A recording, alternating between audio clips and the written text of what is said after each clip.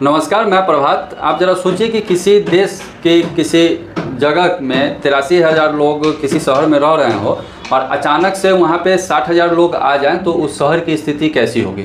ज़रा आप सोचिए कि वहाँ पे 83,000 के आंकड़े के ही अनुसार वहाँ पे पुलिस की व्यवस्था होगी, वहाँ पे सारे संसाधन की व्यवस्था होगी और अचानक से 60,000 लोग आ जाए। आप मान के चले कि जिस ज़िले में अगर जितने आबादी में आप रह रहे हैं, अगर उतने आबादी का लोग अगर अचानक से वहाँ पे आ जाए तो कहीं ना कहीं ये शहर को उथल पुथल कर देता है। और ऐसी तरीके से आ जाए तो वहाँ पे लूटपाट करना सब स्टार्ट ये लोग कर दिए। ये हम बताएंगे कि ये कहाँ पे हुआ। ये स्पेन का एक शहर है स्यूटा, जो कि उत्तरी अफ्रीका में स्पेन का एक छोटा सा हिस्सा है जो मोरक्को के सीमा से सटा हुआ है। वहाँ पे हज़ारों लोग, ज़्यादातर जवान लोग, समुद्र में तैरकर तो कुछ बॉर्डर को तोड़कर स्पेन में दाखिल हो गए।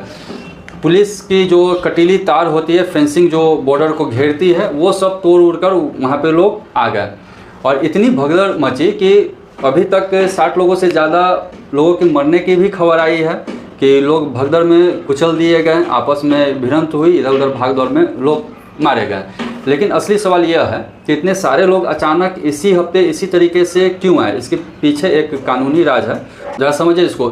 स्पेन के स्यूटा में 60,000 लोग एक ही दिन में घुस आए, वजह एक कोर्ट का फैसला, जिसे लोगों ने अपने हिसाब से इस्तेमाल करना शुरू कर दिया।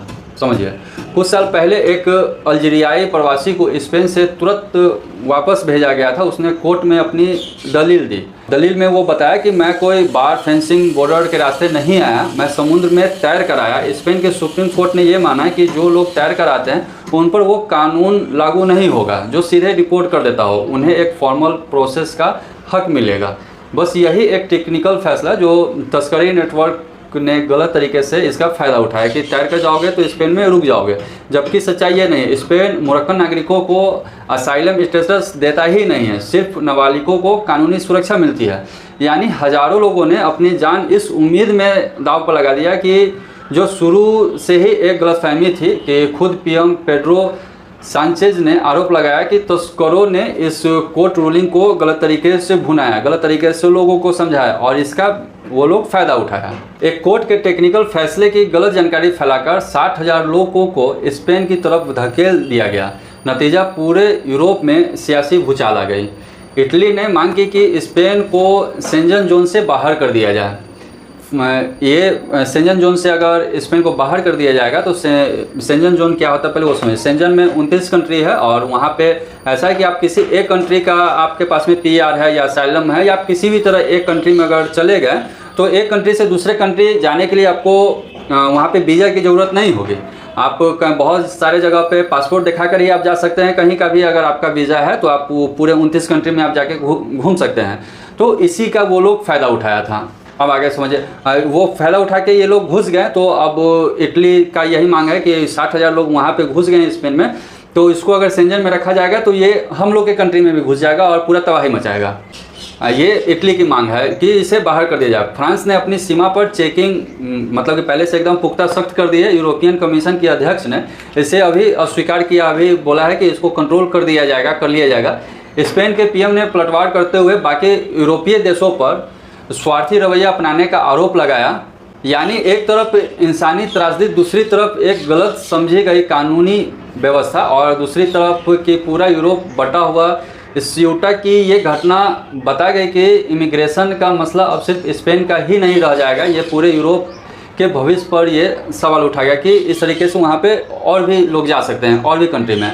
आपकी क्या राय है? आप इस पॉलिसी को, गलतफहमी वाले फैसलों को आप कैसे लेते हैं, आप ये बताइएगा। देखिए, आप ये जो वीडियो देख रहे हैं ये स्पेन, मोरक्को से सटा हुआ स्पेन है। स्पेन का एक शहर जो अफ्रीकन कंट्री में आता है, मोरक्को के बगल में ही है, स्यूटा।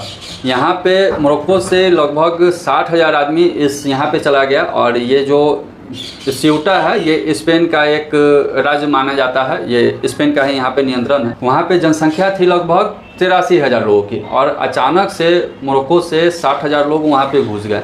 ऐसे में आप सोचिए कि किस तरीके से वहाँ के जो शहरी लोग होंगे, जो वहाँ पे रहते होंगे, उन लोगों के आम जीवन पे क्या प्रभाव पड़ा होगा कि 83,000 लोग वहाँ पे रह रहे हैं, अचानक से 60,000 आदमी आ जाना। आप ज़रा सा कल्पना कीजिए कि आप किसी भी शहर में रह रहे हो या किसी भी गाँव में रह रहे हो, वहाँ की आबादी इतना अगर और आबादी चला है तो वो पहला हमला किस पे करेगा?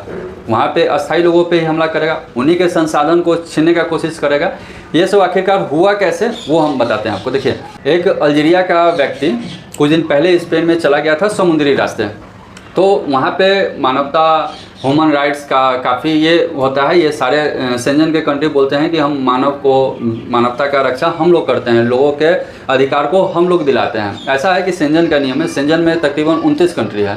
29 कंट्री का ये नियम है कि अगर कोई भी व्यक्ति अगर सेंजन में किसी भी तरीके से अगर चला जाता है, अगर वो बोलता है कि मेरे अपने देश में मुझे थ्रेट है, मुझे जान से मारने की वहाँ पे प्रयास किया जा रहा है, अगर हम अपने देश जाएंगे तो वहाँ पे लोग मुझे मार देंगे किसी भी तरीके से, तो वहाँ पे क्या होता है कि वहाँ की गवर्नमेंट एक एनसाइलम देती है, जिससे वो वहाँ पे अपना रोजी रोजगार कर सकता है और वहाँ पे वो रह सकता है। और धीरे धीरे 8-10 साल होने पे हर एक 29 कंट्री के अलग अलग अपने अपने नियम हैं, तो वहाँ पे धीरे धीरे उसे PR भी दे दिया जाएगा। PR से क्या होता है, परमानेंट रेसिडेंस, कि वो वहाँ का नागरिक बन जाएगा। ऐसे में क्या हुआ था कुछ दिन पहले कि एक अल्जीरियाई व्यक्ति समुद्र के रास्ते स्पेन में चला गया था। स्पेन की प्रशासन उसे डिपोर्ट करने का फैसला लिया था, लेकिन वो सुप्रीम कोर्ट में याचिका दाखिल किया था। तो याचिका दाखिल किया था, तब सुप्रीम कोर्ट का फैसला ये आया था कि ये कोई बॉर्डर क्रॉस करके नहीं आया है, ये या कोई इस तरीके से नहीं आया, ये समुद्र के रास्ते अपने जान को जोखिम में डालकर अगर आया है तो इसे यहाँ पर रहने का मौका दिया जा सकता है। इसी का फ़ायदा उठाते हुए मोरक्कन कंट्री है बगल में स्पेन के, इस्लामिक 99% लोग वहाँ पे इस्लाम को फॉलो करने वाले लोग हैं। जो एजेंट होते हैं वो लोग इन लोगों को समझा दिए कि अगर तुम यूरोप किसी भी तरीके अगर समुद्र के रास्ते अगर घुस जाते हो तो तुम्हें वहाँ का असाइलम मिल जाएगा और तुम यहाँ से अच्छा बेहतर ज़िंदगी तुम सेंजन में जी सकते हो। तो इसका नतीजा क्या हुआ कि ये सारे लोग समुद्र के रास्ते स्पेन में घुस गए। स्पेन का एक जगह स्क्यूटा, वो शहर में घुस गए और वहाँ पे जाने के बाद जो लोकल लोग वहाँ पे थे उसी सब के साथ लूटपाट करना मचाना चालू कर दी। इसमें सबसे बड़ी बात ये थी कि सब यहाँ पे जो भी गए थे सारे लोग जवान थे। जो जिस उम्र में लोग सेना में जाते हैं, किसी देश का सेना बनते हैं, उस उम्र के लोग वहाँ पे चले गए। और जाने के बाद वो लोग क्या कर रहे हैं, जाहिर सी बात है कि लोग अपना संसाधन खोजेगा ही। जो 83,000 लोगों का जो संसाधन था उस पर अपना हक जताने लगे। और ऐसे में सेंजन कंट्री का जो समूह होता है, 29 कंट्री का समूह है सेंजन, उसमें इटली स्पेन को बताया कि वो अपने बात को रखा सेंजन में कि स्पेन को अलग कर दिया जाए, कि जिस तरीके से ये इन चीज़ों को कंट्रोल नहीं कर पाया, कि इसलिए उससे बोला अलग करने के लिए कि ऐसा है कि 29 कंट्री में आप अगर किसी भी कंट्री का PR आपके पास में है या असाइलम है या किसी भी तरीके का कोई भी वीज़ा वगैरह है किसी भी कंट्री का, तो आप 29 कंट्री में जा सकते हैं। 29 कंट्री में जाके काम कर सकते हैं, घूम सकते हैं, वहाँ पे आपको वीज़ा की ज़रूरत नहीं पड़ेगा। और लोग यूरोप वगैरह जाते हैं इसी के लिए कि पैसा वगैरह वहाँ पर बेहद ज़्यादा मिलता है। अगर आप किसी भी तरीके से अगर सेंजन वगैरह चले जाते हैं, अगर वहाँ पे बताते हैं कि कोई थ्रेट वगैरह है जैसे, तो वहाँ पे असाइलम मिल सकता है, आप आराम से रह सकते हैं। तो लोगों को डर लगा कि ये 60,000 लोग आ गए हैं यहाँ पे और स्पेन से ये कंट्रोल नहीं हुआ तो धीरे धीरे यूरोप के और से हिस्से में और देश में ये लोग चले जाएंगे। तो इस पर अभी बातें चली है, तो अभी इस पर बोला है कि स्पेन को कंट्रोल करने के लिए। तो आपको क्या लगता है कि इस तरीके से किसी देश में घुस जाना, वहाँ की स्थिति को ख़राब कर देना, एक तरीके से ऐसा ही बोला जा सकता है कि अगर जिस शहर की आबादी के बराबर अगर जनसंख्या आ जाए तो वहाँ की स्थिति ख़राब होगी। और आप क्या सोचते हैं इस विषय में, आप अपनी राय कमेंट बॉक्स में ज़रूर दीजिएगा। और ये जो आप वीडियो देख रहे हैं, आप इस वीडियो के बारे में क्या सोचते हैं, वहाँ की गवर्नमेंट को क्या करना चाहिए। जिस तरीके से आप देखते हैं कि बंगाल में या कहीं कहीं भी अपने इंडिया में भी बांग्लादेशी को डिपोर्ट किया जा रहा है, तो अगर किसी और देश में अगर लोग आते हैं तो वहाँ के संसाधनों का इस्तेमाल करते हैं, जिससे काफ़ी परेशानी होती है। तो अभी तक यूरोप, अमेरिका का भी बयान सामने आया डोनाल्ड ट्रंप का कि देखो बाइडेन के टाइम में ये दीवार नहीं खींची हुई थी और जब डोनाल्ड ट्रंप आया तो पूरा दीवार खींचे हुए थे। तो ये वो दिखाना चाह रहे थे कि अगर ये नहीं खींचे रहते तो ब्राज़ील के रास्ते यहाँ पे बहुत सारे लोग आ जाते, इसी तरीके से घुसपैठ हो जाता तो लोगों को दिक्कत होता।